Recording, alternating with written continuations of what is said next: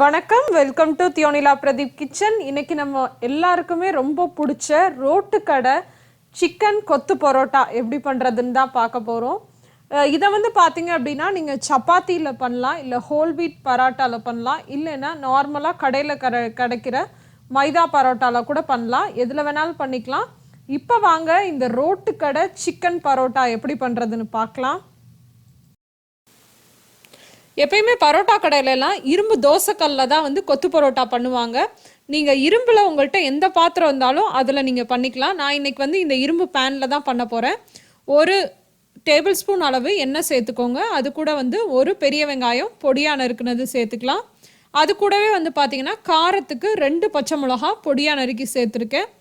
அப்புறம் ஒரு கொத்து அளவு கருவேப்பிலை, தேவையான அளவு உப்பு சேர்த்துட்டு வெங்காயத்தை வதக்கிக்கலாம்.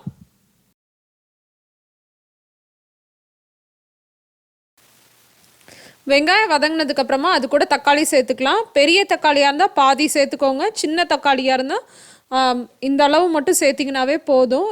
ஏன்னா வந்து நம்ம சிக்கன் கிரேவி வேறு சேர்க்க போகிறோம், அதுலேயும் வெங்காய தக்காளிலாம் போட்டிருப்போம். அதனால வந்து ரொம்ப தக்காளி சேர்க்க அவசியம் இல்லை, லேசாக மட்டும் வதக்கிக்கலாம். தக்காளி லேசாக வதங்கினதுக்கப்புறமா நம்ம இதில் பரோட்டா சேர்த்துக்கலாம். நான் வந்து பார்த்திங்கன்னா ஹோல் வீட் மலபார் பரோட்டா தான் எடுத்திருக்கேன். உங்கள்கிட்ட நம்ம எந்த பரோட்டா கிடைக்குதோ நீங்கள் அதை எடுத்துக்கலாம். அதை நல்லா வந்து இந்த மாதிரி சின்ன சின்ன பீசஸாக கை வச்சே வந்து நீங்கள் உதுத்து விட்டுக்கலாம். நம்ம கொத்து பரோட்டா வந்து கடையில் வாங்குறப்ப பார்த்தீங்கன்னா அவங்க வந்து செஞ்சதுக்கப்புறமா கொத்துவாங்க. பட் நம்ம வீட்டில் செய்கிறப்ப அந்த மாதிரி செய்ய முடியாது. அதனால வந்து நம்ம கையிலே வந்து நல்லா பிச்சு போட்டதுக்கப்புறமா வந்து நம்ம இதில் சேர்த்துக்கலாம். சேர்த்துட்டு நல்லா கலந்து விட்டுட்டு நடுவில் வந்து 2 முட்டை சேர்த்துக்கலாம். உங்களுக்கு முட்டை அதிகமாக போட்டு சாப்பிட பிடிக்கும் அப்படின்னா இன்னும் 1 இல்லை 2 கூட சேர்த்துக்கலாம். இன்னும் நல்லா பரோட்டா வந்து டேஸ்ட்டாக இருக்கும். இப்போ இதை நல்லா வந்து கலந்து விட்டுக்கலாம். முட்டை வந்து பரோட்டாவில் எல்லா சைடும் போகிற மாதிரி நல்லா கலந்து விட்டுக்கோங்க. பரோட்டாவை நல்லா கலந்ததுக்கப்புறமா அதில் வந்து சிக்கன் குழம்பு வந்து நான் சேர்த்துக்க போகிறேன். சிக்கன் சால்னா, சிக்கன் கிரேவி, இது மாதிரி எது உங்கள்கிட்ட இருக்கோ சேர்த்துக்கலாம். மட்டன் கூட சேர்த்துக்கலாம், ரொம்ப நல்லதாக இருக்கும். இப்போ பார்த்தீங்க அப்படின்னா நான் ஒரு போன்லெஸ் சிக்கன் பீசஸ் ஒரு 2-3 இருக்க மாதிரி அதோட சேர்த்து தான் சேர்த்துருக்கேன். சேர்த்துட்டு நல்லா கலந்து விட்டுக்கோங்க.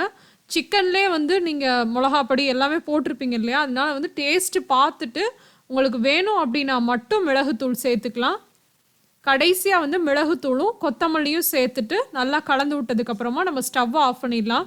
ரோட்டு கடையிலலாம் பார்த்தீங்கன்னா ரொம்ப நேரம் வதக்குறது இந்த மாதிரிலாம் பண்ண மாட்டாங்க. அதனால நீங்கள் வெங்காயம், தக்காளி, பரோட்டா எல்லாத்தையுமே லேசாக வதக்குனாவே போதும், ரொம்ப நல்லா தான் இருக்கும் டேஸ்ட்டு. பரோட்டாவை மட்டும் நல்லா பிச்சு போட்டிங்க அப்படின்னா ஒரு 5 நிமிஷத்துக்குள்ளே இது ரெடி ஆயிரும். உங்கள்கிட்ட இன்கேஸ் வந்து சிக்கன் கிரேவி இல்லைன்னா மட்டன் கிரேவி சேர்த்துக்கலாம். அப்படி ரெண்டுமே இல்லாமல் கூட பண்ணலாம். ஆனால் சிக்கன் கிரேவி இல்லை மட்டன் கிரேவி சேர்த்திங்க அப்படின்னா டேஸ்ட் ரொம்ப நல்லாயிருக்கும். சுவையான ரோட்டுக்கடை சிக்கன் கொத்து பரோட்டா ரெடி ஆயிடுச்சு. கடைசியாக கொஞ்சம் வெங்காயத்தை பச்சையாக கட் பண்ணி அது மேலே தூவிட்டு சர்வ் பண்ணிடுங்க, ரொம்ப சூப்பராக இருக்கும்.